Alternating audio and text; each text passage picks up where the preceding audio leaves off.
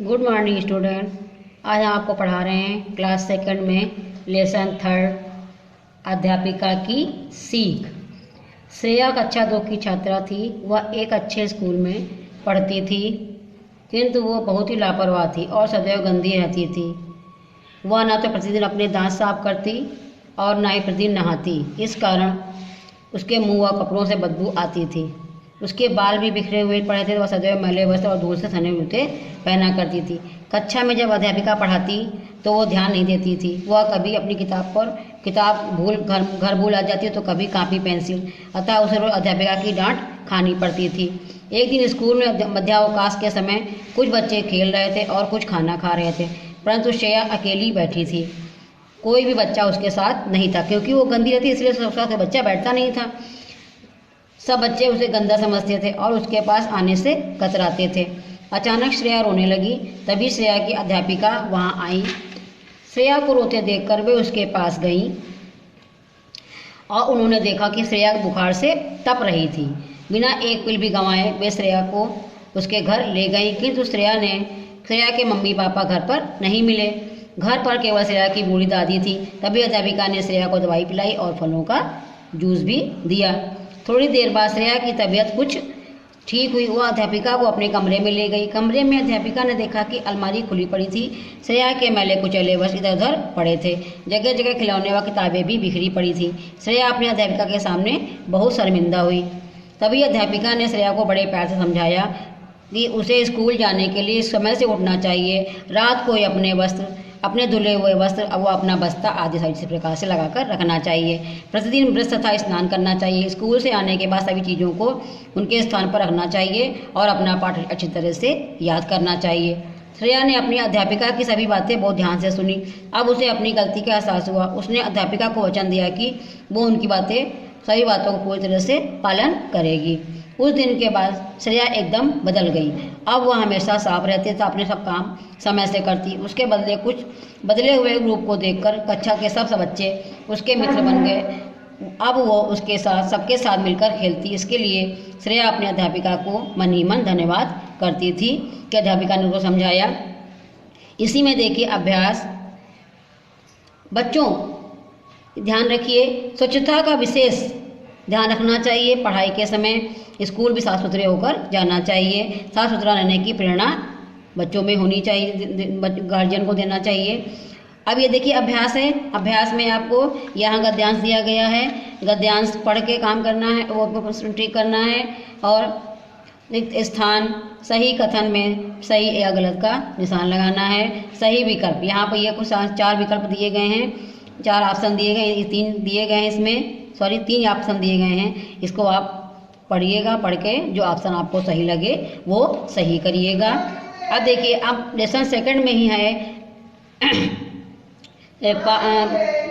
Class second में 4 lesson देखिए, रोटी और सब्जी। भोजन की थाली सजी हुई थी। अचानक थाली में रखी सब्जी ने रोटी से कहा, मैं ना रहूं तो कोई खाना पसंद नहीं करेगा। यहाँ रोटी सब्जी की बात हो रही है। रोटी ने जवाब दिया, झूठ, तेरे न होने पर लोग घी, शक्कर, दही, मिर्च, अचार आदि से भी मुझे खा लेंगे। इस पर तो सब्जी चढ़ गई और बोली, मैं ना हूँ तो किसी को विटामिन ना मिले। किसने कहा? सब्जी ने कहा।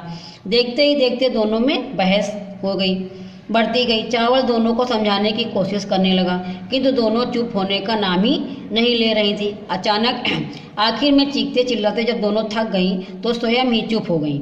उनके चुप होते ही दाल ने कहा, तुम दोनों बुरा ना मानो तो एक बात कहूँ। दाल की बात सुनकर दोनों एक साथ बोली, बुरा मानने वाली बात होगी तो मानेंगे। तब दाल ने कहा, अपने गुस्से पर काबू रखो, गुस्सा सदैव हानिकारक होता है। इस बात पर रोटी ने दाल से कहा, हाँ मुझे पता है, क्या तुम यही कहना चाहती हो? नहीं, मैं कुछ और कहना चाहती थी, दाल ने कहा। जो कुछ कहना है साफ साफ बोलो, सब्जी ने दाल से कहा। हम तुम यानी रोटी, सब्जी, दाल, चावल, सलाद, पापड़ सब भाई बहन हैं। एक दूसरे के बिना किसी का काम नहीं चलता।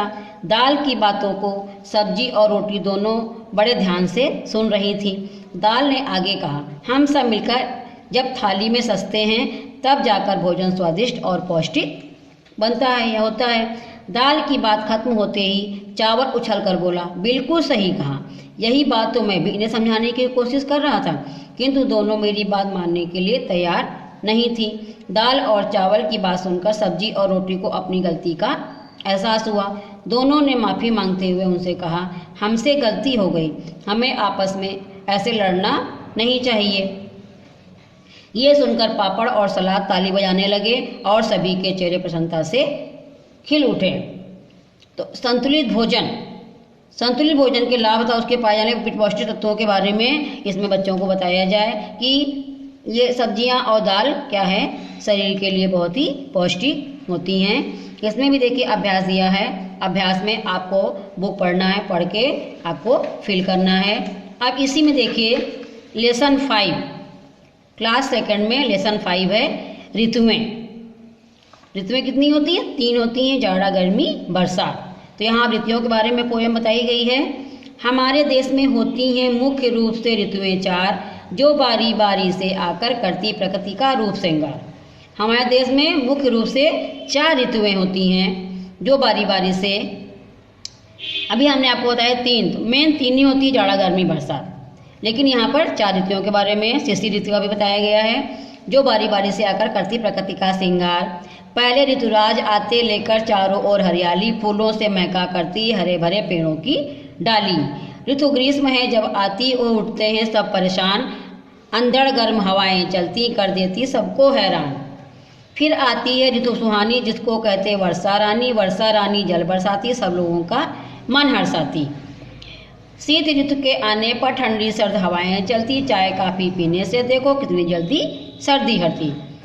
देखिए हमारे देश में होती हैं मुख्य रूप से, कभी कहता है कि हमारे देश में मुख्य रूप से 4 ऋतुएं हैं जो बारी बारी से आकर प्रकृति का रूप श्रृंगार करती हैं। पहले ऋतुराज आते लेकर चारों ओर हरियाली, फूलों से महका करती हरे भरे पेड़ों को। पहले क्या आती है? ऋतुराज। ऋतुराज में ऋतुओं का राजा मतलब बसंत ऋतु आती है। क्या आती है ऋतुराज में? बसंत ऋतु। बसंत ऋतु क्या है? ऋतुओं की का राजा है। पहले ऋतुराज आते हैं लेकर चारों ओर हरियाली, चारों तरफ जब बसंत ऋतु आती है उसके बाद क्या होती है? चारों तरफ हरियाली हरियाली रहती है, फूलों से महका करती हरे भरे पेड़ों की डाली, और पेड़ों की हरी भरी डालियाँ फूलों से महकती हैं। जब जाते हैं बागों में तो बसंत ऋतु में, तो पेड़ों पर हरे भरे डालियों से पेड़ों की फल फूलों से महक आती है। ग्रीष्म है, जब आती हो उठते सब परेशान। अब जब गर्मी की ऋतु आती है तो सभी लोग क्या होते हैं? परेशान हो जाते हैं गर्मी से, हाय गर्मी करके चिल्लाते हैं। अंधड़ गर्म हवाएं चलती कर दे सबको मन, और कितनी गर्म, अंधड़ गर्म होता है जो लू चलती है, लू को क्या बोलते हैं? अंधड़ गर्म हवाएं। जब भयंकर लू चलती है तो सभी लोग उसमें परेशान हो जाते हैं। यही होता है कि अपने घर के अंदर बैठे आराम से। फिर आती है ऋतु सुहानी, जिसको कहते हैं वर्षा रानी। फिर क्या आती है? वर्षा ऋतु आती है। वर्षा ऋतु में क्या होता है? वर्षा रानी जल बरसाती, सब लोगों का मन रहती है। और जब गर्मी से लोग व्याकुल हो जाते हैं तो वर्षा ऋतु आती है। तो वर्षा ऋतु में जब पानी बरसता है तो थोड़ी लोगों को राहत मिलती है कि अब हमको गर्मी से राहत मिली है, सभी लोग कोई लोग प्रसन्न हो जाते हैं। शीत ऋतु के आने पर ठंडी सर्द हवा जाती। अब आजकल जैसे मौसम ठंडा है, ठंडी ऋतु आने पर, शीत ऋतु आने पर ठंडी जब ठंडक आती है तो खूब ठंडी ठंडी हवा चलती है, सर्द हवाएं चलती हैं। क्या है? काफ़ी पीने से देखो कितनी जल्दी सर्दी हटती। फिर लोग क्या सोचते हैं? चलो चाय पी ली जाए, काफ़ी पी ली जाए। चाय काफ़ी पीने से क्या होता है? सर्दी दूर भाग जाएगी। इसमें भी देखिए लेसन 5 में ऋतुएं अभ्यास में फिर आती हैं सुहानी, ये पोयम दी गई है। इसी से आपको क्या करना है? विकल्प वाले क्वेश्चन करना है, खाली जगह सही गलत। इसमें भी आपकी हैं 3 वाक्यों में उचित संज्ञा से छांट कर भरना। ये से आपको ये दिए गए हैं, इसी में से आपको छांट के इसमें आपको फिल करना है। निम्न अशुद्ध शब्दों को शुद्ध करके लिखें। अशुद्ध शब्दों को क्या करना? अशुद्ध लिखे हैं, इनको आप शुद्ध करके लिखा है। प्रकृति गलत लिखा है, प्रकृति सही लिखे। ग्रीष्म भी गलत लिखा है, सुहानी छोटे की मात्रा आएगी।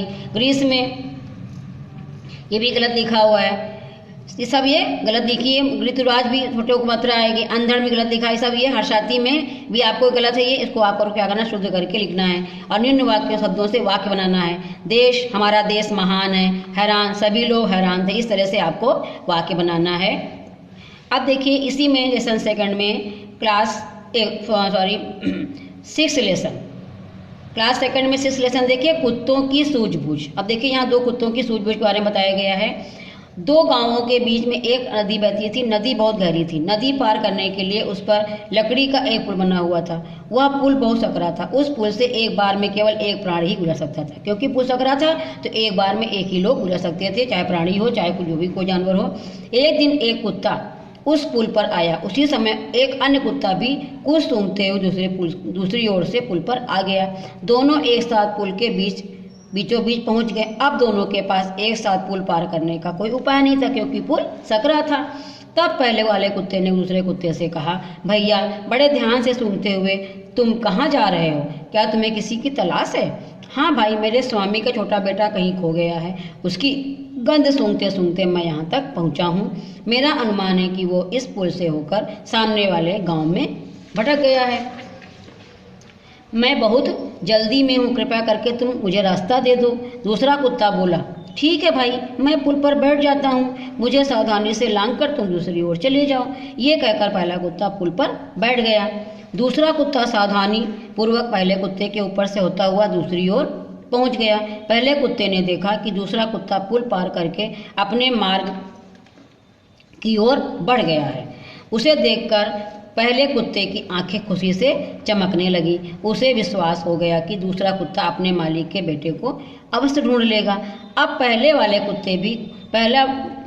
कुत्ता भी आराम से पुल पार करके दूसरी ओर पहुंच गया।